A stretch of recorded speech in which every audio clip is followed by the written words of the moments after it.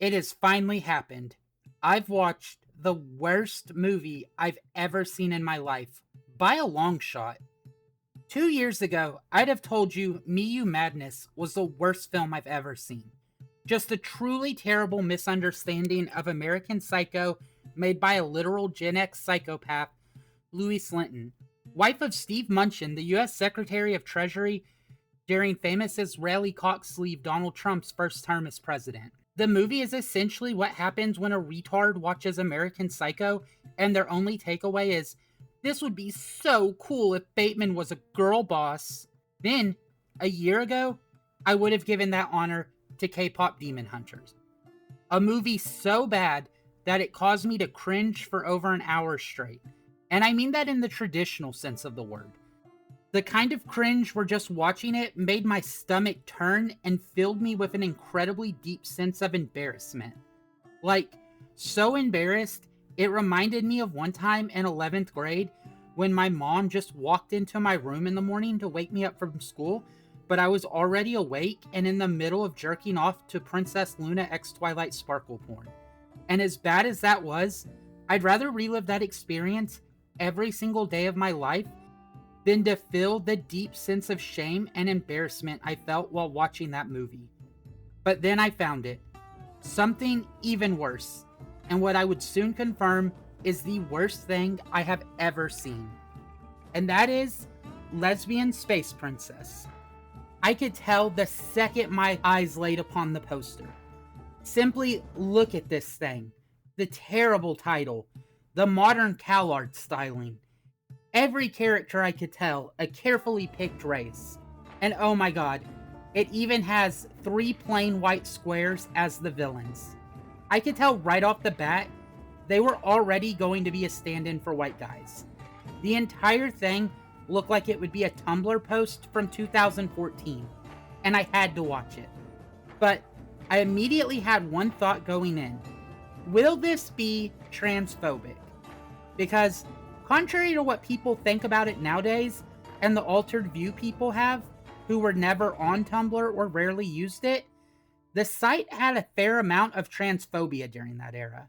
So, going into this film, my first wonder was, will this be transphobic woke or normal woke? And I'll let you know now, I've come to that conclusion, and the answer is absolutely.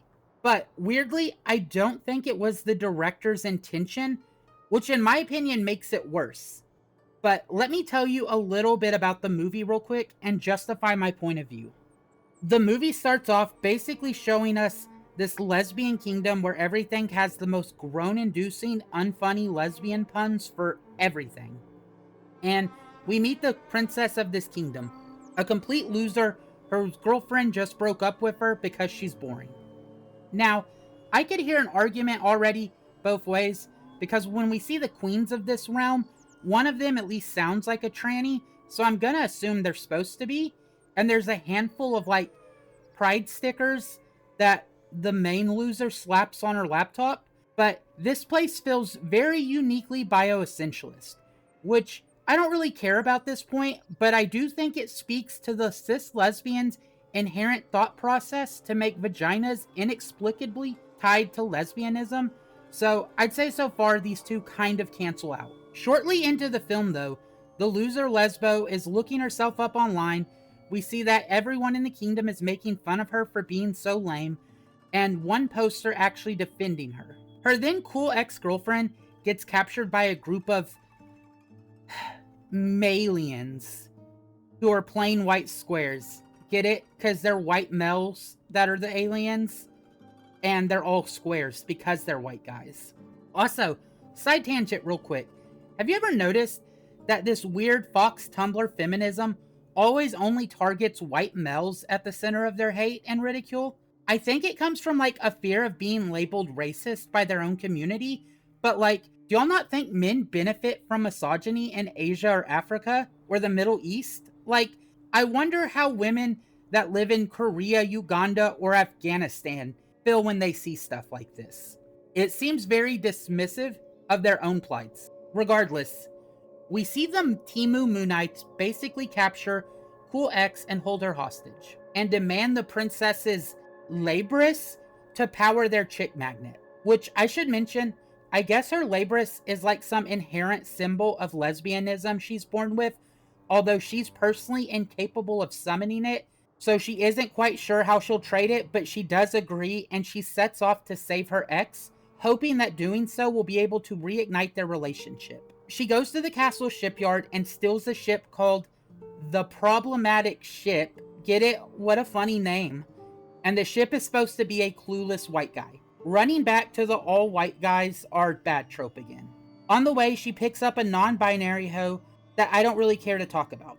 They then go to meet Willow, the person who was defending the princess online, and Willow teaches the loser how to summon her Labris, but then immediately betrays her and attempts to steal it for themselves, unable to get one naturally. This is interesting, because here is the scene that I've seen the most people debate if this movie is transphobic or not about. Willow is voiced by a drag queen, so the argument could be made that the character is just a drag queen. But within the film, everyone they come across, the main characters and Willow themselves, only ever refer to Willow with feminine pronouns, making it believable and even probable feeling that within the script, Willow is simply a trans woman.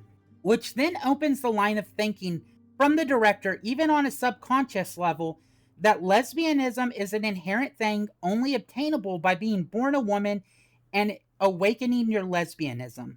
And that the only way for the scary trans women to have one is to trick lesbians to get them off guard and then steal their symbol of lesbianism from them, to take it for themselves. Now, with how much debate is online about if you can even be a lesbian if you're dating a trans woman, I really feel this scene speaks a lot about the director's true feelings, regardless of if they are even aware of it themselves. So I could definitely see an argument here about how this is heavily transphobic, but honestly, I don't really care about this scene either. This isn't the scene that made me fully believe this film is transphobic. That actually belongs to this throwaway joke scene with the Malians. While the loser princess is doing all the stuff I talked about above, the film constantly cuts to the Malians just generally being annoying while the cool ex is tied up waiting for the space princess to come. In one of these scenes, the Malians are playing what's clearly Magic the Gathering, and when the ex inquires what they're up to, they begin to excitedly explain Magic to her, and she gets this look of utter disgust on her face, and the scene gets played off for a laugh. Like, look how disgusting it is for these people to be playing Magic.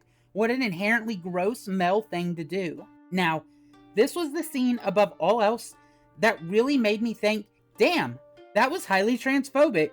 Because in case you're watching this and not aware, there is a massive amount of trans women who play Magic the Gathering to varying degrees. In fact, out of the roughly 50 or 60 trannies I've banged in my life, I would say that at least 80 to 90% played Magic, and then the rest of them played Yu-Gi-Oh!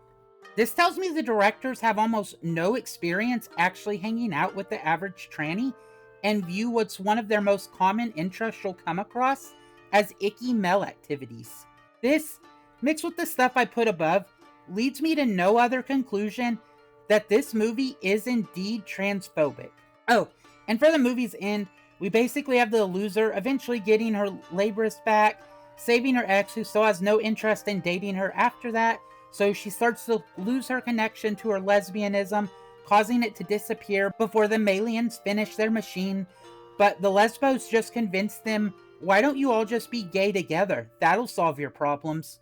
A fundamental misunderstanding of sexuality on a basic level that you repeatedly saw online in the Tumblr era and even today. So, yeah, this movie was definitely transphobic, but like the title says, even worse than that, this movie is painfully unfunny. If you think things like a city called Clitopolis or dancing vulvas in the background is peak comedy, or white guy being annoying is somehow a laugh riot, this movie might actually be for you. But if you do fall in that category, I have another suggestion for you. So hear me out, because this might benefit you way more instead.